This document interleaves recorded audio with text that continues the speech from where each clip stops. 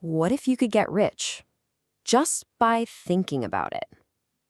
You know, for over 100 years, that one single powerful promise has been packaged and repackaged, sold and resold, from dusty old books all the way to viral social media posts. It's this core belief that you don't have to just grind it out for success, you just need to use your mind. So let's just get right to it. Can you actually think your way to riches? It's a huge question that taps into a hope that pretty much all of us have. And the answers people have come up with over the decades, well, they're fascinating, sometimes a little strange, and surprisingly consistent.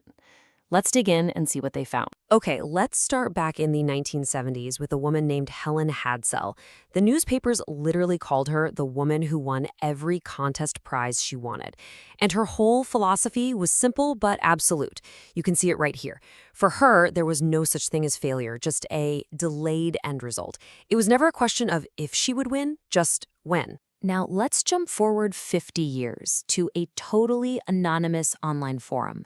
The slang is different, yeah, but just listen to that feeling. It is identical. This connection, this same unwavering belief separated by half a century, that's exactly what we're looking at today. It's an idea so powerful, it just seems to change its clothes for each new generation. So what's the secret sauce here? What connects the contest queen of the 70s to online manifestors today? It's not about wishing harder or hoping for the best. It's about a really subtle but kind of reality-bending shift in your perspective. The core idea, the real engine behind all this, was probably best explained by this mid-century mystic named Neville Goddard. He argued that most people fail because they're thinking of their desire, which, keeps it at a distance. It keeps it separate from you. The secret, he said, is to think from it. So don't just picture the new car. Mentally, you're already in the driver's seat. You're feeling the steering wheel. You're smelling the new car smell. It's that tiny but profound difference between wanting something and already having it. And here's a perfect example of how Neville put this into practice. He didn't tell a woman to just wish for a trip to Paris. No, he told her to mentally be in Paris right now, to see the sights, to hear the sounds. And as you can see, a little while later, she wrote him a letter from Paris. For people who believe in this, it's not just daydreaming. It's like you're creating a blueprint that the physical world then has to follow. And look, this philosophy wasn't just some abstract theory. It had a very public, very lucrative testing ground in the mid-20th century.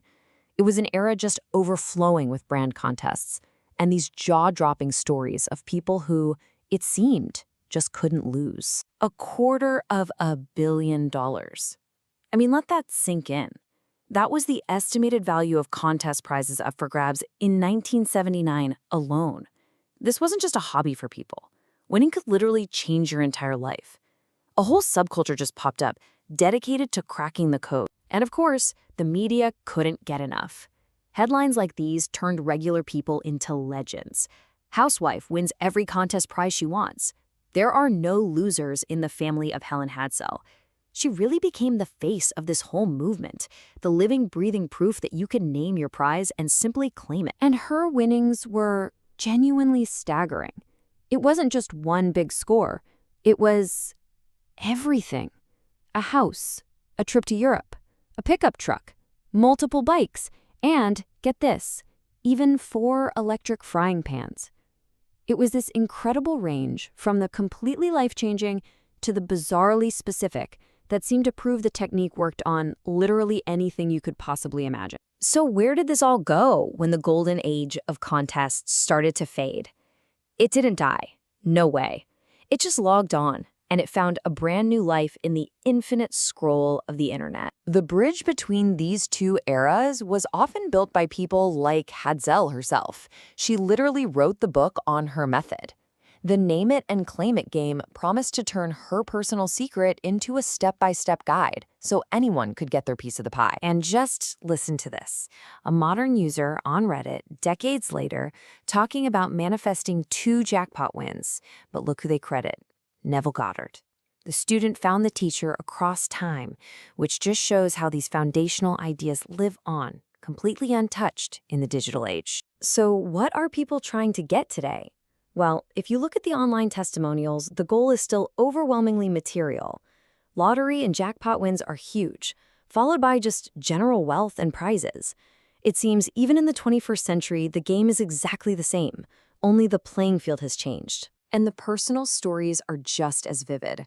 This user describes a literal voice in my head, a moment of just absolute certainty right before a 7,000-pound win. That feeling, that unshakable gut-level conviction, it is the exact same thing Helen Hetzel was describing to reporters 50 years ago. So if you strip away the decades, the old newspapers, the websites, is there a consistent method under all of this? A pattern that believers follow, whether it's 1970 or 2020? Well, as it turns out, yeah, there's a surprisingly clear blueprint. It consistently boils down to this 4-step process. First, define it. You have to know exactly what you want, not just more money, but a new kitchen floor. Specificity is everything. Second, visualize it. Create a vivid mental movie of the end result, like it already happened.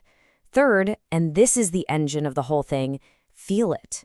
You have to embody the emotion of the wish already being fulfilled, that joy, that relief. And finally, here's the paradox. Let it go.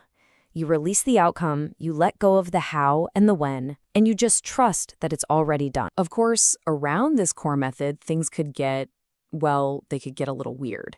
The sources are filled with some truly out there fringe techniques.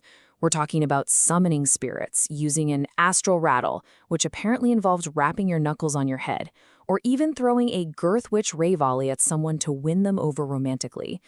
It just goes to show how a central belief can spawn its own really strange ecosystem. But no matter how strange the techniques got, it always came back to this one thing: the belief in a system with rules. Just like contest winner Charles Goudreau said back in the 70s, success comes from following the steps, and failure, well, that's what happens when you mess up the process. In their minds, this isn't random luck. It's a science. Which leads us with the ultimate question, right? Are these stories proof of some forgotten mental science? Are they just a series of really remarkable, statistically unlikely coincidences? Or are they simply a testament to the raw, undeniable power of focused belief to shape our actions, our perceptions, and maybe even our reality? That's a question worth thinking about.